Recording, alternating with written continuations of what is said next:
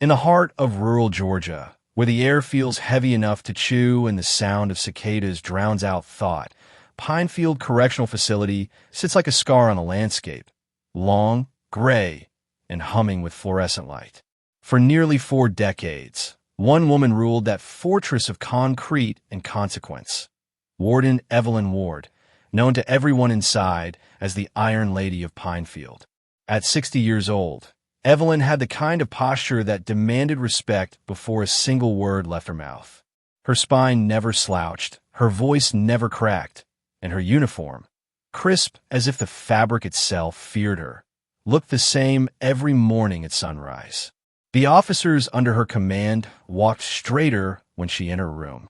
Inmates lowered their eyes. Even the air conditioning seemed to hum quieter when she passed. To her staff, Evelyn was order incarnate. To the prisoners, she was the thin blue wall between chaos and control. But to herself, though no one knew, she was something else entirely, a ghost still trying to remember how to live. Evelyn hadn't always been this way.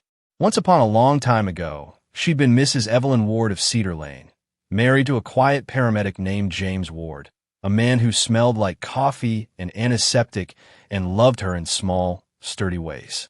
They met back in '89 when she was a young corrections officer working the graveyard shift. He'd stitched up a cut on her palm after an inmate brawl, joking that she was the toughest little thing in the whole damn state. He wasn't wrong. They married that same year in a courthouse ceremony that lasted 11 minutes. No lace, no guests, just a simple blue dress and a promise. James had called her his thunderstorm bride, calm one second, lightning the next. For 7 years, that storm stayed steady. Until the night he never came home. A drunk driver ran a red light on Highway 12, killing James instantly. Evelyn didn't scream, didn't even cry. She just went quiet, the kind of quiet that doesn't fade, it calcifies. The funeral was small. No children, no extended family. Just a folded flag and a hole in the ground. After that, Evelyn poured her grief into discipline. Promotions came quickly. She rose from lieutenant to captain, then to deputy warden, and finally, Pinefield's first female warden. The press called it a triumph for women in corrections. She called it survival. Home for her was a one-story ranch on the edge of town. Beige siding, white fence, 2 bedrooms, one of them untouched since her husband died. Inside, framed photos collected dust and silence. A single Labrador named Buck had been her only companion for 16 years, until even he passed one winter night. The next morning, Evelyn folded his blanket, placed it in the closet, and never bought another dog. She stopped watching TV, stopped attending Christmas dinners with colleagues, stopped doing anything that reminded her she was still human. Loneliness, when lived long enough, stops feeling like pain. It becomes a rhythm, one you learn to march to. Every morning at 4:45 a.m., she arrived at Pinefield before the sun had a chance to rise. She'd circle the perimeter, clipboard in hand, boots echoing against the wet pavement. Guards would salute. Prisoners would pretend not to stare. By sunset, she'd be back in her office, buried in paperwork no one else wanted to touch. Misconduct reports, disciplinary reviews, endless statistics. The kind of work that kept her from hearing the hollow in her own house. Evelyn Ward believed in 3 things: duty, dignity, and distance. And for 38 years, those beliefs never failed her. Still, there were cracks, tiny hairline fractures only visible if you looked closely. The way her hand trembled when signing termination letters. The way she lingered near the chapel during choir rehearsals, pretending to check sound levels. The way she stood by the library window at dusk, staring at the sunset like it was a place she once knew. Some officers whispered that she was made of stone. But even stone erodes when the same sorrow beats against it every day. Evelyn just didn't realize how thin that line had become, the one between authority and emptiness. One night, she stayed late reviewing staff schedules. The hum of the lights above her sounded like a faint heartbeat. She rubbed the gold band she still wore, James's wedding ring, though the engraving inside had nearly worn away. Her reflection in the office glass startled her. The woman staring back looked old, tired, and utterly alone.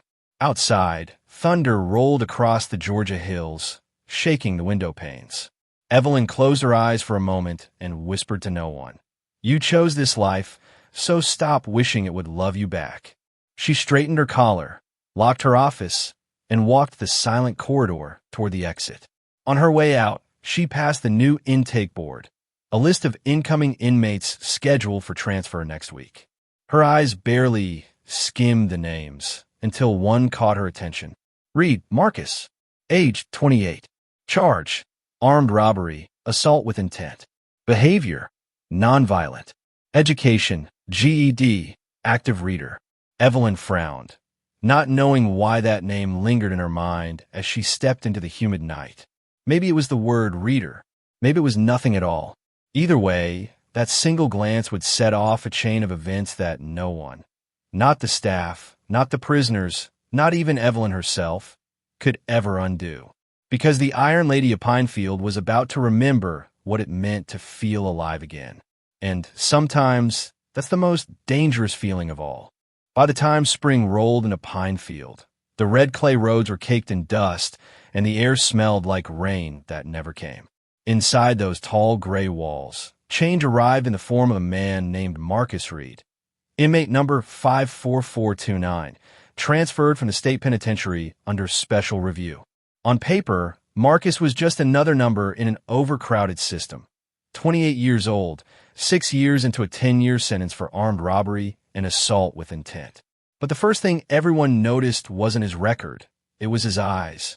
Calm, observant, like he was watching the world from behind glass. Evelyn Ward didn't meet him at first. She was too busy keeping Pinefield from collapsing under budget cuts and overworked staff. But the staff noticed him quickly. Guards said Marcus didn't act like a typical convict, never raised his voice, never joined fights, and spent most of his time in the library. He volunteered to organize the bookshelves, even fixed a busted filing cabinet the maintenance crew had ignored for months. He had a way of making the place feel quieter. One humid afternoon, Evelyn toured the new education wing. She'd been told to show presence, to remind inmates the warden was always watching. But what she saw instead stopped her cold. In the corner of the library, Marcus was standing before a group of younger inmates, reading aloud from a battered copy of Crime and Punishment. His voice was deep but soft, like water rolling over stones. Pain and suffering, he said, are always inevitable for a large intelligence and a deep heart. The room had gone still. Even the guards seemed to be listening. Evelyn stood by the doorway, half hidden in the dim light, staring at this man whose words floated through the air like something sacred. He didn't look like a criminal. He looked like someone searching for something that had already left him. Their eyes met, just for a second, and something inside her shifted. She didn't know it yet, but that moment was the first step across a line she'd spent a lifetime building. Over the next few weeks, she noticed him everywhere. In the yard, reading under the lone oak tree. In the chapel, sweeping the floor after services. In the hallway, head bowed, saying yes, ma'am, with a calm that almost felt respectful. Not submissive, not performative, just real. She tried to ignore it, tried to bury herself in paperwork and protocol. But something about Marcus lingered. It wasn't his looks, though he carried a quiet kind of strength. It was his composure. His silence didn't feel empty.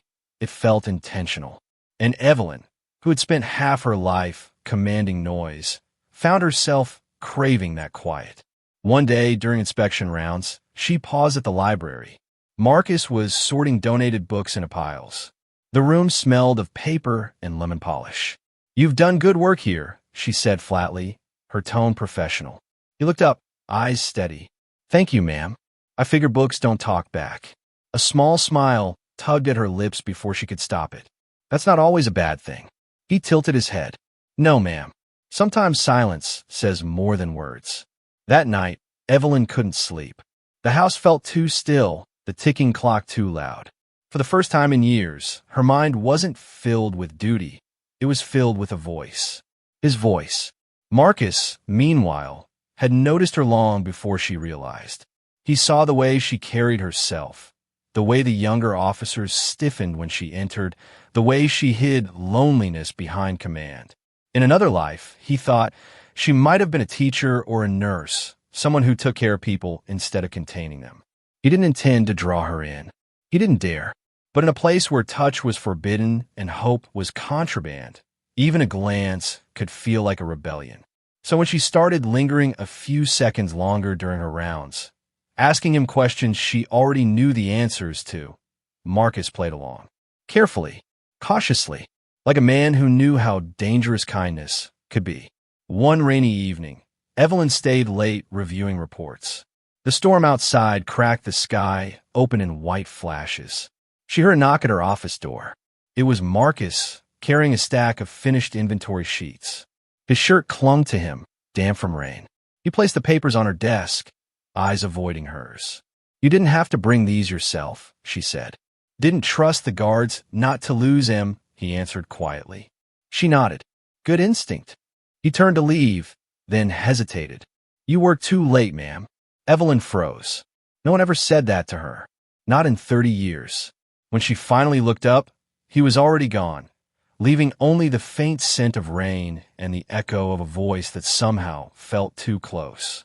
That night, as thunder rolled over Pinefield, Evelyn sat alone at her kitchen table, coffee growing cold in her hands. For decades, she'd been invisible even to herself. But now, someone had seen her, truly seen her. And that, she thought, might be the most dangerous thing that's ever happened inside Pinefield's walls.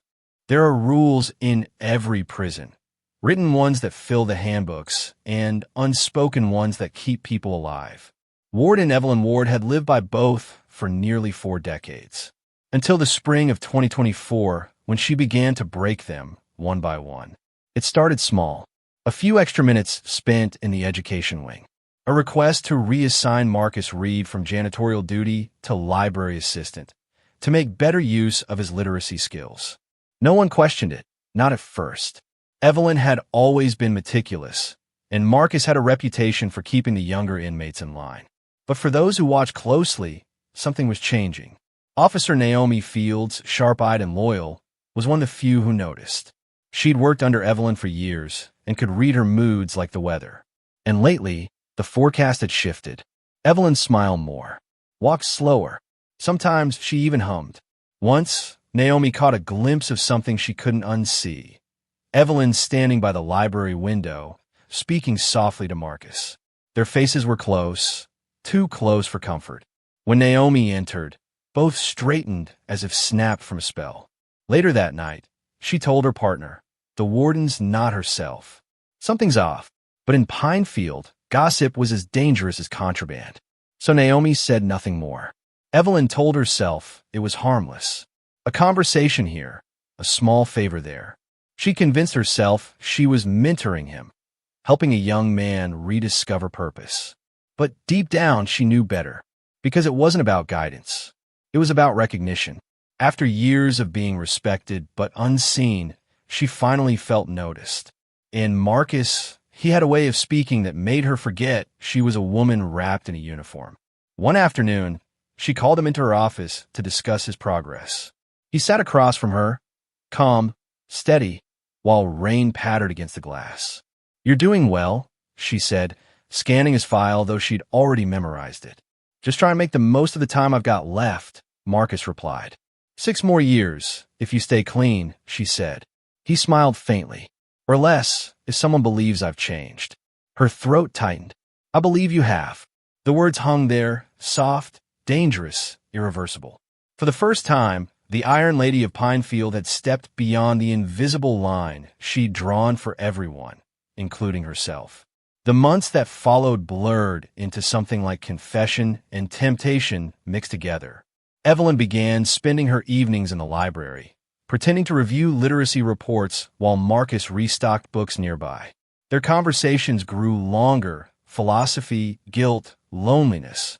She told him about her husband, about Buck, the dog she buried in the backyard, about the nights she went home and didn't bother turning on the lights. He listened, always listened, with a stillness that felt like reverence. Once, he asked quietly, "Do you ever get tired of being the strong one?" She didn't answer. Her silence was enough. And just like that, Something fragile and forbidden began to bloom between them. But nothing in Pinefield stayed secret for long. Officer Naomi caught snippets of their connection. The way Evelyn lingered when Marcus spoke, how she called him Mr. Reed, with a softness foreign to her tone. She even saw a folded note slip between Evelyn's hands and a stack of library paperwork. When Naomi confronted her, Evelyn brushed it off. "Don't mistake kindness for weakness, officer." But Naomi couldn't shake the feeling that kindness wasn't what she'd seen, it was longing. Late one evening, Evelyn sat at her desk, the hum of the overhead lights low and steady. In her hand was a small cell phone, an unregistered one confiscated from evidence months ago. Her thumb hovered over the keypad before she finally typed. "Can't sleep. Thinking too much." She hesitated, then hit send.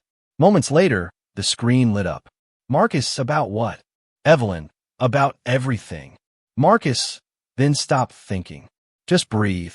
She closed her eyes, letting the words sink into her like a lullaby.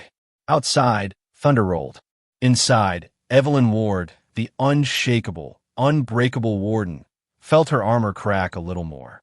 She began visiting Marcus's cell block after hours under the guise of routine checks. A guard once joked at roll call, "Guess Reed's got a guardian angel these days." Laughter rippled. Evelyn forced a smile. But that night, she wrote the man's name in her notebook, not to punish him, but because she couldn't stand the sting of truth hidden in the joke. Her judgment was slipping, her control unraveling. And yet, for the first time in decades, she didn't care. Because the Iron Lady of Pinefield was no longer made of iron. She was made of what? By November, the air around Pinefield carried that faint metallic chill that made the fences hum at dawn. The inmates said winter was coming. The staff said morale was dying. But the real storm was already brewing, behind closed doors, beneath the hum of fluorescent lights, in the heart of a woman who had stopped caring about the rules. That woman was Warden Evelyn Ward, and she was about to make the most reckless decision of her life. It began with a sentence, 4 words whispered across a library table one rainy night. "Evelyn, marry me." At first, she thought he was joking. A cruel, tender joke between two people who had forgotten how to laugh. But when she looked into Marcus Reed's eyes, she saw no smirk, no tease, just quiet conviction. Her first instinct was to shut it down, to remind him that love between a warden and an inmate wasn't love, it was suicide.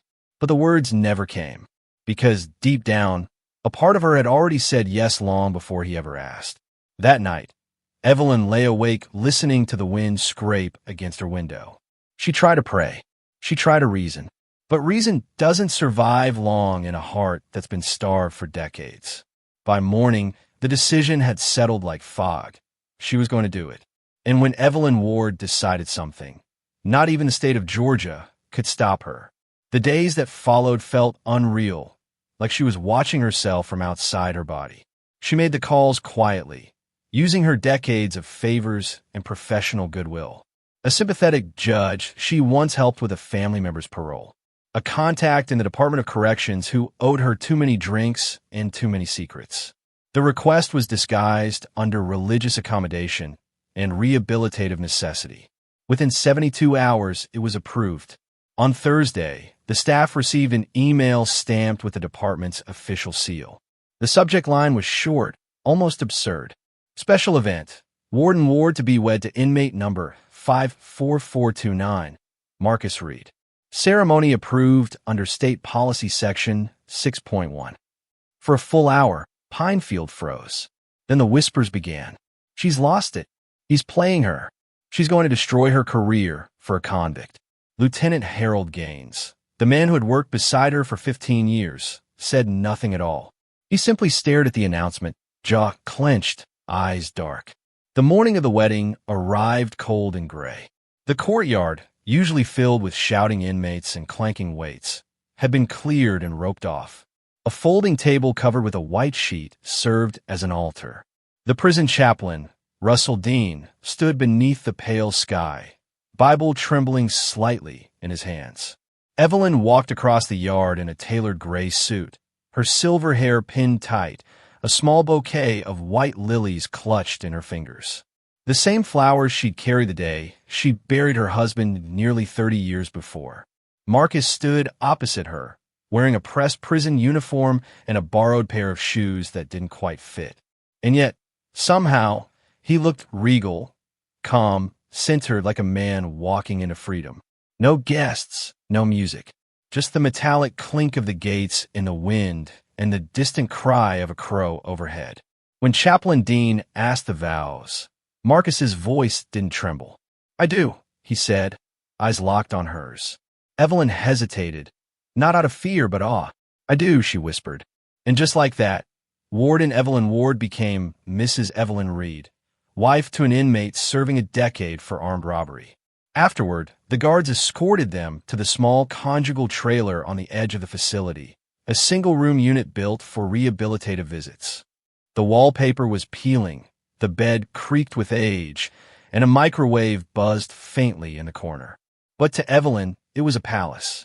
She brought a thermos of real coffee, 2 slices of grocery store cake, and a framed photo of her first wedding, because she didn't have the heart to take it down. That night, they lay side by side on the narrow bed. For the first time in years, she wasn't the warden. She wasn't the authority. She wasn't even Evelyn Ward. She was simply a woman, vulnerable, trembling, alive. She cried softly against his chest. "Why me?" she asked. Marcus brushed her hair from her face. "Because you saw me when no one else did." The words melted her. For the first time since her husband's death, she felt chosen. Seen. Whole. Outside, rain began to fall.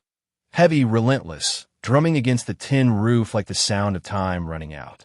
But the world outside their thin walls didn't stop turning. Officer Naomi Fields filed a quiet complaint with Internal Affairs. Guards traded rumors like cigarettes. Someone even scratched the word traitor into the side of Evelyn's car in the staff lot. She said nothing. She kept her head high. But when she closed her eyes that night, she saw the letters burning like a brand. And still, she didn't regret it. Because in that tiny room, for 48 forbidden hours, she'd touched something she thought had died inside her long ago. What she didn't know was that the price of that feeling, that fleeting illusion of love, would be her life. The first night passed like a dream, or maybe a delusion. Inside that cramped visitation trailer, time didn't exist. The concrete walls faded, and the sound of guards' boots outside seemed a world away. For the first time in almost 30 years, Evelyn Ward, now Evelyn Reed, didn't feel like a warden or a widow. She felt human. She laughed at Marcus's stories about his mother, about the gospel songs she used to hum while folding laundry, about how they used to mix ketchup with rice when money ran out. In turn, Evelyn told him about her old Labrador, Buck, who used to wait by the door every night, about her husband James and the way he'd whistle off-key when fixing the porch light. They talked until the air grew thin and their voices grew tired. When Evelyn drifted to sleep, her head on Marcus's chest, she thought, this is what peace must feel like. But peace, like everything forbidden, never lasts long inside a prison. The second morning was different. When Evelyn woke, Marcus was already sitting by the window, staring at the yard beyond the chain-link fence. He didn't turn when she said his name. "You all right?" she asked. He nodded too quickly. "Just thinking." "About what?" He shrugged. "About what comes next." There was something in his tone, a distance that hadn't been there before. She brushed it off, convincing herself he was just anxious. But the silence that followed didn't feel like calm anymore. It felt like a countdown. They ate breakfast in near quiet. Instant coffee. Toast she'd brought from home. Evelyn tried to make conversation. About his reading, about his plans when he got out, but Marcus's answers grew shorter, vaguer. He kept checking the clock on the wall, his foot tapping restlessly against the tile. At noon, she asked him the question that had been haunting her since he'd slipped the ring on her finger. "If you were free, would you still want to be with me?" Marcus didn't answer right away. The ticking clock filled the space between them. Finally, he said, "You gave me something no one else ever did, dignity. That's not something I forget." It wasn't a yes, and it wasn't enough. Evelyn felt a flicker of doubt, sharp and cold, cutting through the warmth she'd been clinging to. By afternoon, the mood had soured entirely. Marcus grew distant, pacing the small room, glancing out the window as if expecting someone. Evelyn tried to keep the peace, but her nerves were fraying. "Are you angry with me?" she asked softly. "No," he said, his voice low. "I'm just thinking about how fast everything changes." "You regret it?" He turned finally, eyes unreadable. "Do you?" She didn't answer. Outside, a storm was gathering. The sky had darkened, and thunder rumbled somewhere far away, the same kind of storm that had followed her all her life. Around 3 p.m., Evelyn stepped out of the trailer to make a call on the secure line in the admin wing. Her hands shook as she dialed the number of her late husband's sister in Alabama, the only family she still spoke to. When the woman answered, Evelyn said only, "I've done something I can't undo." There was a pause on the other end, then a quiet reply. "You were never one to do anything halfway, Ev." Evelyn hung up before she could cry. That evening, their final night together, they sat across from each other at the small metal table, dinner untouched. Evelyn brought up her retirement plans, the cabin she'd once dreamed of fixing up in Blue Ridge. Marcus smiled faintly. "That's not something you'll ever do. You're too used to being in control." The words cut deeper than he knew. She stood to clear the dishes, hands trembling. When she turned, he was right behind her. "Don't do that," she said, heart racing. "Don't talk to me like I'm—" "Like what?" he asked, voice calm. "Like you're scared." She looked into his eyes, the same eyes that once made her feel alive, and saw something new, something colder. "You're hiding something," she whispered. He smiled, but it wasn't the warm smile she knew. "Aren't we all?" At 5:30 a.m., Evelyn woke before sunrise. The sky outside the trailer was pale gray, streaked with rain. Marcus was still in bed, eyes closed, or pretending. She dressed quietly, her wedding ring cold against her skin. Stepping out into the yard, she breathed in the damp air and felt, for a fleeting moment, both lighter and heavier than she'd ever been. The security camera above the admin door flickered, out of order, just as she'd authorized days ago. Inside her office, she sat down, opened her laptop, and began to type. "If something happens to me, please know this wasn't an accident." She paused, staring at the blinking cursor, then added, "I broke every rule I ever enforced for a man who reminded me I was still alive." She never got the chance to finish the sentence. At 9:04 a.m., janitor Franklin Boyd found her slumped over her desk, coffee spilled across the floor, her ring still on her finger. The Iron Lady of Pinefield was gone, and the question that haunted everyone who knew her was simple, brutal, and eternal. Had she died for love, or because of it? By noon, Pinefield Correctional Facility was in chaos. A warden dead in her own office wasn't just scandal, it was unthinkable. Officers were pulled from their posts, inmates locked down, and the sound of radios crackled through every hallway like static electricity. The crime scene was sealed off, the smell of bitter coffee and latex gloves hanging in the air. On Evelyn Ward's desk, a single coffee mug lay shattered beside her body. There were no signs of a struggle, no overturned chair, no forced entry, just the bruising around her neck. Manual strangulation. Time of death, between 6:30 and 7 a.m. By 1 p.m., detectives from Baldwin County Sheriff's Department arrived, Detective Karen Holt and her partner Detective Jason Miller. Karen was a veteran, late 50s, gray hair tied back, expression cut from stone. She'd spent her life chasing monsters through small-town Georgia, and she knew evil didn't always look like a killer. Sometimes, it looked like a tragedy that went too far. Jason, her younger partner, was her opposite, analytical, impatient, glued to his tablet. He didn't believe in instinct. He believed in data, timestamps, and digital trails. And together, they were about to peel back Pinefield's layers and find something rotten underneath. "Start with access logs," Jason said, setting down his laptop on the warden's desk. "Nobody gets in or out of this wing without a key card." Karen nodded, eyes scanning the room. "What about the cameras?" A correctional tech swallowed hard. "The system was under maintenance, ordered last week by the warden herself." Karen's jaw tightened. "Convenient," the tech added. "We've got partial data from the east hallway, 6:11 to 7:08 a.m. blackout." Jason frowned. Exactly during the window of death. He typed rapidly, pulling up the access logs. Got one entry, 6:14 a.m. admin wing. Keycard ID, Lieutenant Harold Gaines. Karen looked up. Her second in command? Yeah, Jason said. Been here 27 years. Worked under her forever. Karen exhaled slowly. All right, Lieutenant Gaines. Let's hear your story. The interrogation room smelled like sweat and cheap coffee. Harold sat stiff in his chair, uniform collar undone, face pale. She was like family to me, he said, voice cracking. I came in early to check the pipes. The maintenance schedule's been behind. Jason cut him off. We already checked. There were no maintenance requests. So why were you in the admin wing at 6 in the morning? Harold's hands clenched. She called me the night before. Said she needed to talk. I thought he trailed off. Thought what? Karen pressed. He looked down. Thought she was finally going to come to her senses. About what? About him. He didn't have to say the name. Everyone knew. Marcus Reed. Meanwhile, Marcus sat in a holding cell, wrists cuffed, expression unreadable. When Karen walked in, he didn't look up. She was alive when I left, he said before she even asked.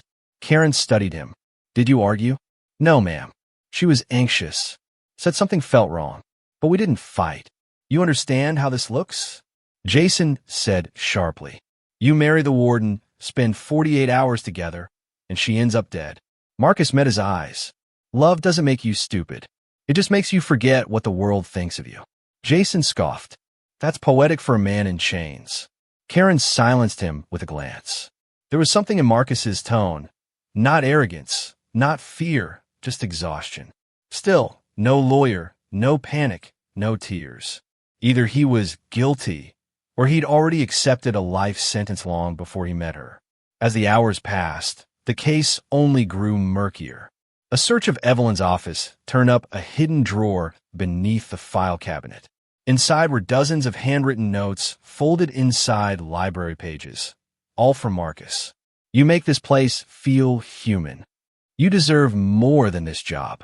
And beneath them, a burner phone taped under a tray, filled with over 300 exchanged messages.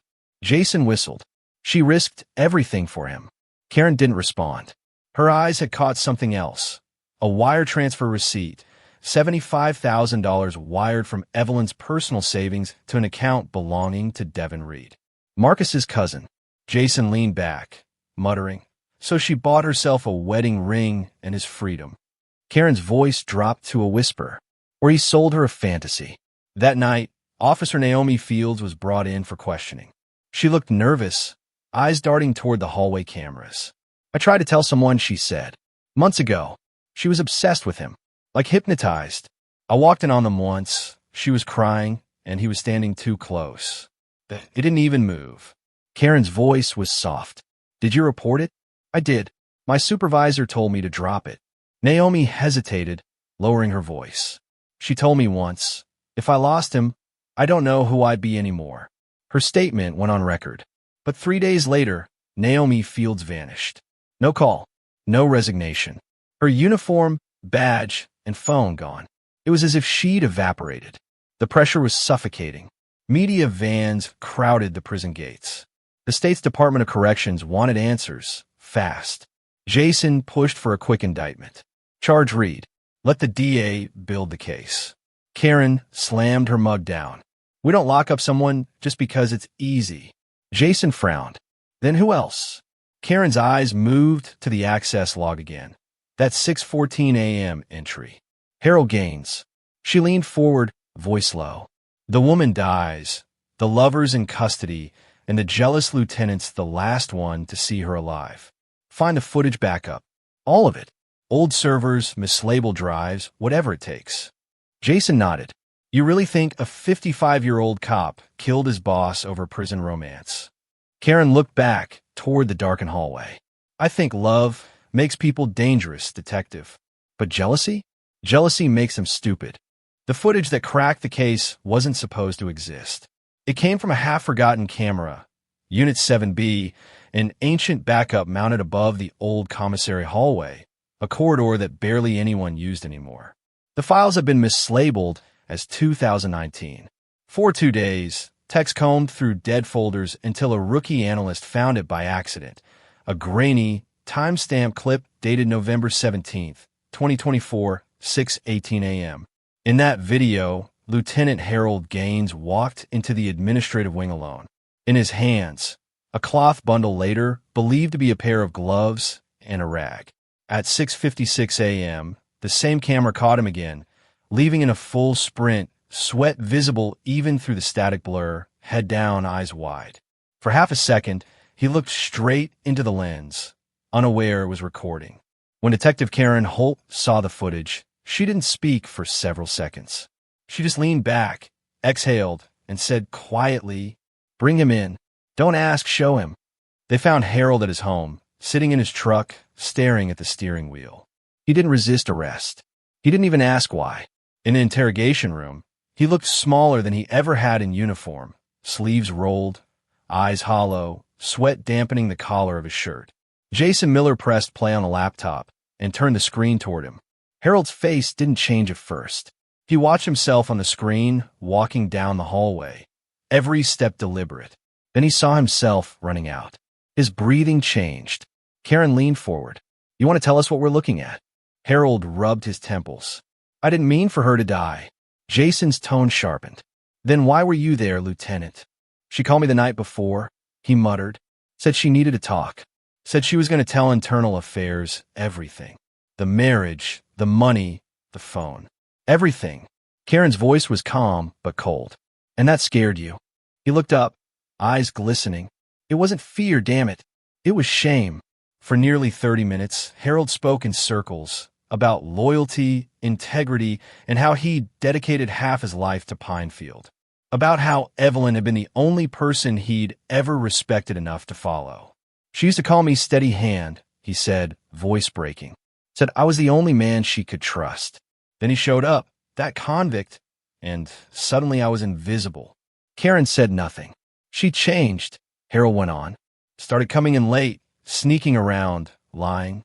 The woman I admired, the one who built this place on discipline, gone.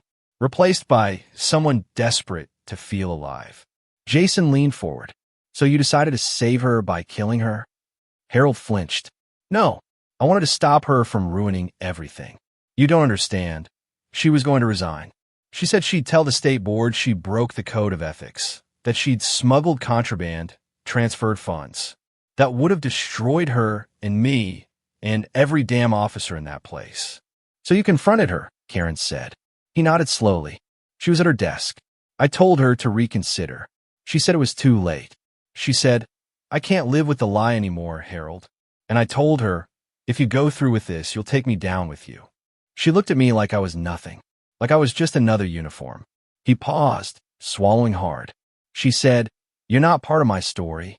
Jason glanced at Karen. "Then what happened?" Harold's eyes filled. "I snapped.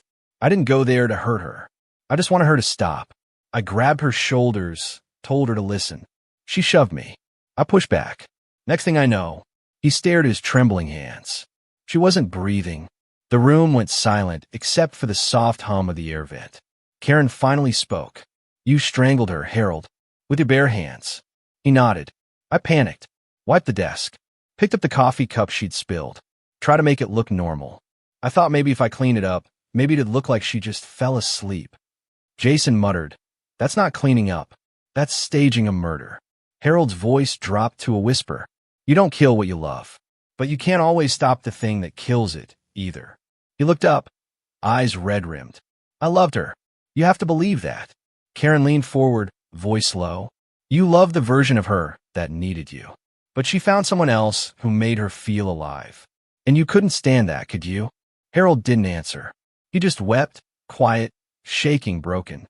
When the confession ended, Karen closed her notebook and stood. "Get it transcribed," she said to Jason, "and make sure he eats something."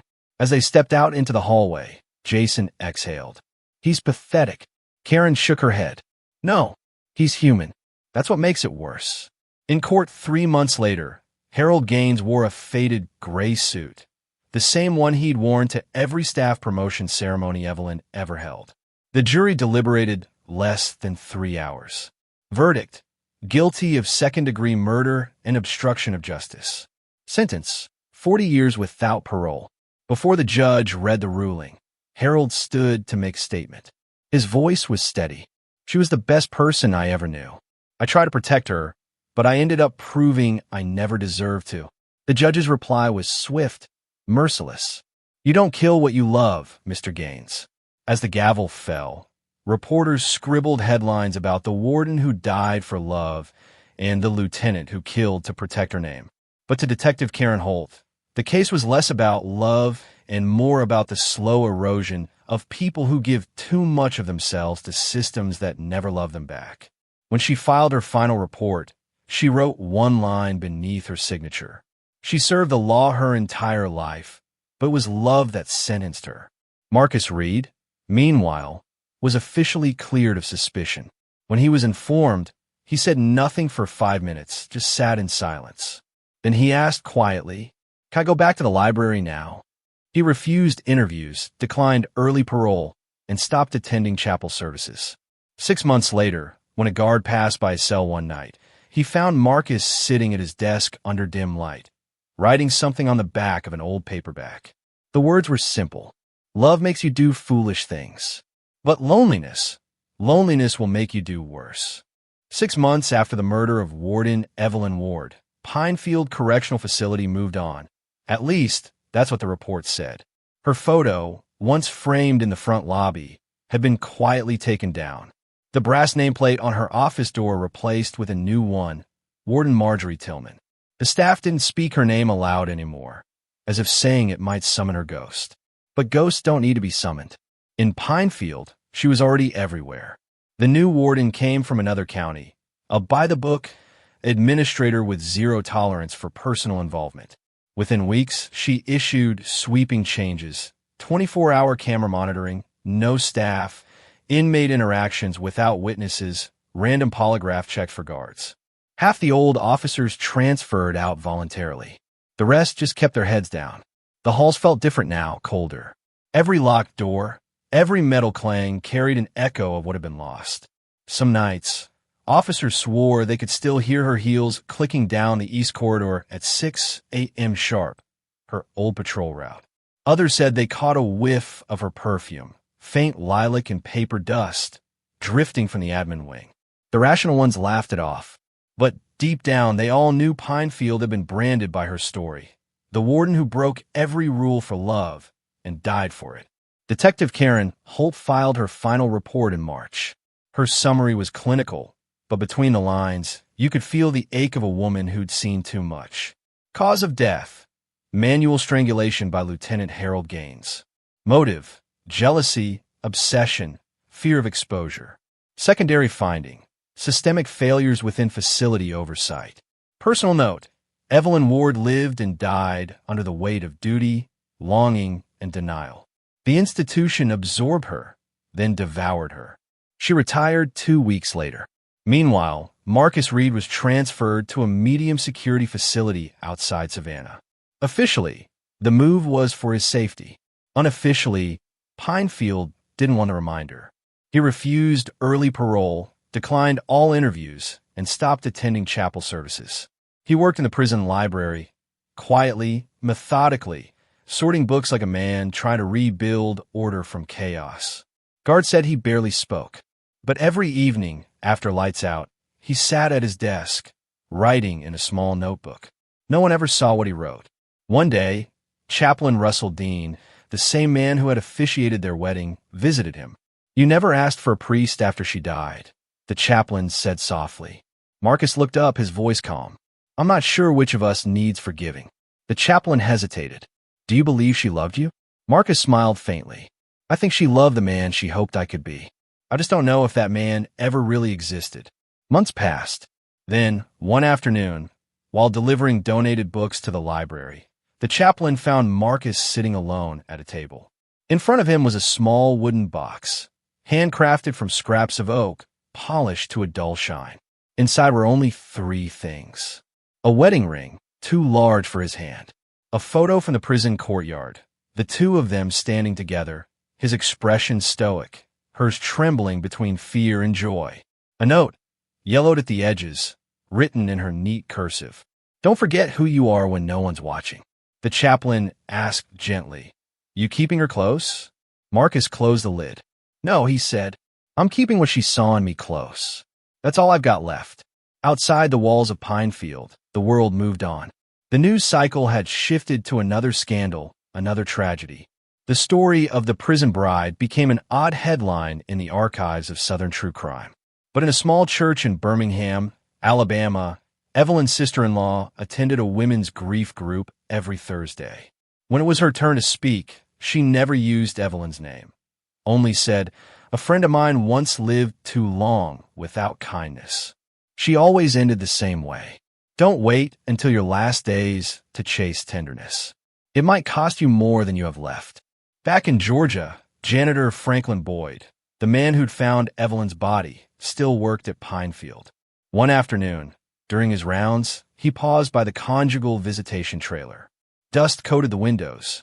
The air inside smelled like mildew and old memories. A younger guard asked, "Why were you staring at that old dump?" Franklin just shook his head. "That's the only time this place ever felt human." The state eventually held a closed hearing reviewing the Pinefield case. They found gross ethical misconduct, procedural negligence, and insufficient psychological support for correctional staff. No one was punished beyond paperwork. A month later, a new policy circulated through Georgia's Department of Corrections. All wardens must undergo annual mental health evaluations and external oversight reviews for personal boundary risks. The directive became informally known among officers as the Ward Rule. But the people who'd known her said it didn't matter because the damage had already been done. A year to the day after her death, the chaplain drove to a small cemetery outside Monroe, Georgia. The headstone was modest. Evelyn Ward Reed, 1964 to 2024. She served. She loved. She paid. Someone, maybe Marcus, maybe not, had left a single white lily on the grave. The chaplain stood there for a long time, hat in hand, whispering a prayer only half meant. As he turned to leave, he saw something scratched faintly into the stone's base, barely visible beneath the moss. "Forgive us both." That night, back in Savannah prison, Marcus returned to his cell after lights out. He opened the wooden box again, ran his thumb along the gold ring, and whispered, "You're free now, Evelyn. Maybe in another life, I could have been the man you thought I was." He set the box on the windowsill, where moonlight touched it through the bars, and, for a brief moment, the cell didn't look like a cage. It looked like a chapel. Then, quietly, he closed his notebook and wrote his final line for the night. Some stories end in punishment. Some end in peace. Ours ended where love and loneliness traded places. And outside those cold gray walls, the world kept turning, unaware that somewhere behind barbed wire and concrete, a man still whispered to a memory that refused to die. Because even after justice is served, love leaves a sentence of its own. Forever.